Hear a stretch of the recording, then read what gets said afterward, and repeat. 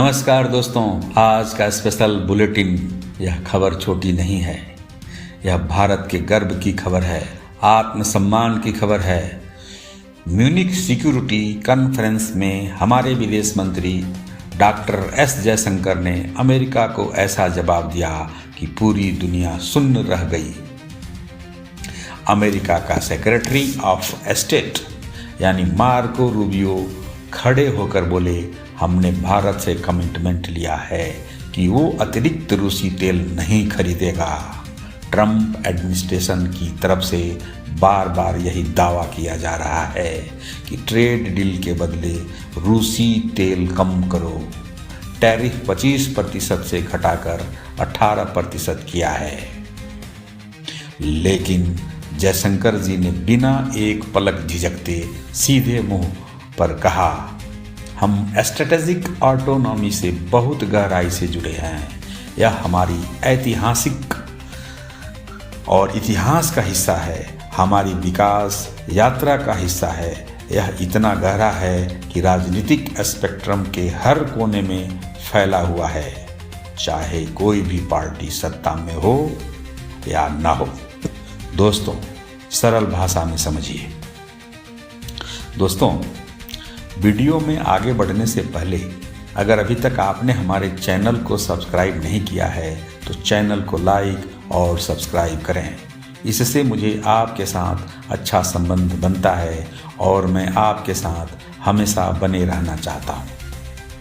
तो आइए सरल भाषा में समझने का प्रयास करते हैं। स्ट्रेटेजिक ऑटोनॉमी मतलब भारत किसी की लाठी नहीं सहेगा, न अमेरिका की, न रूस की, न चीन की। हमारा फैसला हमारा होगा। हमारे 140 करोड़ लोगों की जेब से, हमारे पेट्रोल डीजल की कीमत से, हमारे देश की सुरक्षा से जुड़ा। जब 2022 में यूक्रेन युद्ध छिड़ा, पूरी दुनिया ने रूस पर सैंक्शन लगा दिए।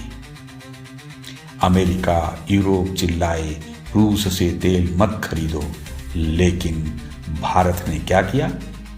हमने रूस से सस्ता तेल लिया, कभी 40% तक पहुंच गया आयात। क्योंकि पेट्रोल 100 से 150 रुपये के ऊपर नहीं जाना चाहिए था। आम आदमी की रोटी, कपड़ा, मकान पर बोझ नहीं पड़ना चाहिए था। नतीजा क्या हुआ? महंगाई काबू में रही, अर्थव्यवस्था दौड़ी, फैक्ट्रियां चलती रही, ट्रक भी चलते रहे। अब ट्रंप कह रहे हैं ट्रेड डील के बदले रूसी तेल कम करो। रूबियो ने म्यूनिख में दोहराया, भारत ने अतिरिक्त रूसी तेल नहीं खरीदने का वादा किया है। इस पर जयशंकर जी ने साफ कर दिया, तेल की खरीदारी हमारी कंपनियां करती है। अवेलेबिलिटी कहाँ मिल रहा है, कॉस्ट कितने में मिल रहा है और रिस्क कितनी सुरक्षित है, ये सब देखते हुए ये डिसीजन हमारी कंपनियां लेती हैं। किसी की राजनीतिक धमकी पर नहीं।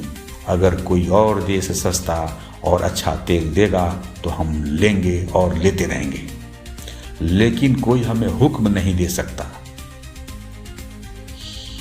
दोस्तों, यह सुनकर सीना चौड़ा हो जाता है ना। याद करिए, एक समय था जब दुनिया हमें छोटा समझती थी। भारत क्या करेगा? भारत आज विश्व गुरु बनता। भारत दुनिया को कह रहा है, हम क्वाड में अमेरिका के साथ खड़े हैं, ब्रिक्स में रूस चीन के साथ हैं और एस्को में हैं। लेकिन हम किसी के प्यादे नहीं हैं, हम किसी के पिछलग्गू नहीं हैं, हम किसी के बहकावे में नहीं आते। हम बैलेंस बनाते हैं और बैलेंस के साथ चलते हैं। रूस से S-400 मिसाइल लेते हैं, अमेरिका से राफेल जेट और जेट इंजन खरीदते हैं। हमारा हित पहले, बाकी सब बाद में। अब सवाल उठता है, अमेरिका इतना जोर क्यों लगा रहा है? क्योंकि वो रूस को कमजोर करना चाहता है। यूक्रेन युद्ध में रूस की कमाई का बड़ा हिस्सा तेल से आता है। अगर भारत जैसे बड़े खरीदार रुक जाएं तो रूस पर दबाव बढ़ेगा। युद्ध जल्दी खत्म हो सकता है, लेकिन भारत कह रहा है हमारा हित पहले, बाकी सब बाद में। हम 85 से 90% तेल आयात करते हैं। ऊर्जा सुरक्षा हमारी प्राथमिकता है। 2026 में भी रूस से 30 से 35% तक तेल आ रहा है। सस्ता है, उपलब्ध है, रिस्क कम है। और देखिए, यूएन रिफॉर्म पर भी जयशंकर जी ने तगड़ा जोर दिया। 1945 का यूएन अब पुराना हो गया। दुनिया बदल गई। भारत जैसा बड़ा देश अब परमानेंट सीट मांग रहा है। G4 यानी भारत, जर्मनी, जापान, ब्राजील साथ मिलकर लड़ रहे हैं, क्योंकि अब समय आ गया है कि पुरानी व्यवस्था बदलो और बदलने की, नई दुनिया में नई आवाज सुनी जाए।